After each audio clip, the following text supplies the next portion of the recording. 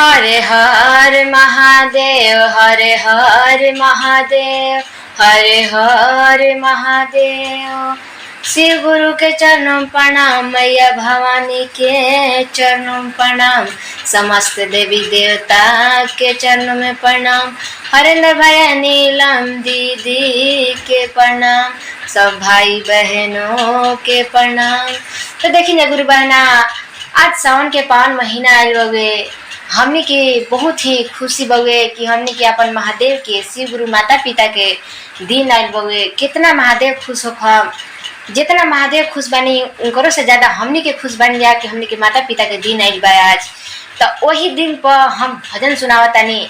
देखी एगो पति पत्नी बनी जा आ ऊ पत्नी का कहताड़ी अपन पति से कि ए सैया जी चर्चा एक करा दही, बोल बम के दिन आयल बउे। तो देखी उनकर पति का कहतानी, सुनी। अरे सावन के पावन महीना बलमा शिव चर्चा कराई दो, सावन के पावन महीना बलमा शिव चर्चा कराई दो, शिव चर्चा करा दो, शिव चर्चा करा दो, चर्चा करा दो, शिव चर्चा करा दो। सावन के पावन महीना बलमा शिव चर्चा कराई दो, सावन के पावन महीना बलमा शिव चर्चा कराई दो। और क्या कहता रे दीदी, सुनी जा। भंगिया ले आई दो, भाषा मामा ले आई दो, भंगिया ले आई दो, भाषा मामा ले आई दो। कनैल के फूलवा के मालावा बनाई दो, कनैल के फूलवा के मालावा बनाई दो। औरी ले याद बेल पहतर बलमा शिव चर्चा कराई दो ना,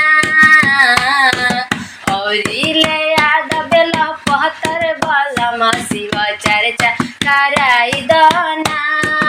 आ गईले सावन महीना बलमा शिव चर्चा कराई दो। देखी जा दीदी, ऊ अपना पति जी से कहतारी शिव चर्चा करावे के, कैसे कहतारी यार सुनी जा। सोहने के लटवा में जलवा ले आई दो, जलवा ले आई दो हो, जलवा ले आई दो। सोहने के लटवा में जलवा ले आई दो, संगे ढारल जाई जलवा बलमा शिव चर्चा कराई दो ना, संगे ढारल जाई जलवा बलमा शिव चर्चा कराई दो ना। सावन के पावन महीना बलमा शिव चर्चा कराई दो ना, सावन के पावन महीना बलमा शिव चर्चा कराई दो। अरे तीन सुतरवा के कहरब पालनवा, कहरब पालनवा हो, कहरब पालनवा। अपना गनवा कराई बिचारा चवा, अपना गनवा कराई बिचारा चवा। शिव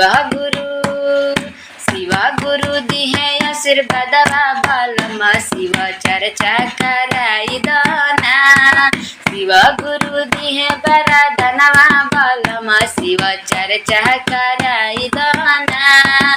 सावन के पावन महीना बलमा शिव चर्चा कराई दो ना, सावन के पावन महीना बलमा शिव चर्चा कराई दो ना।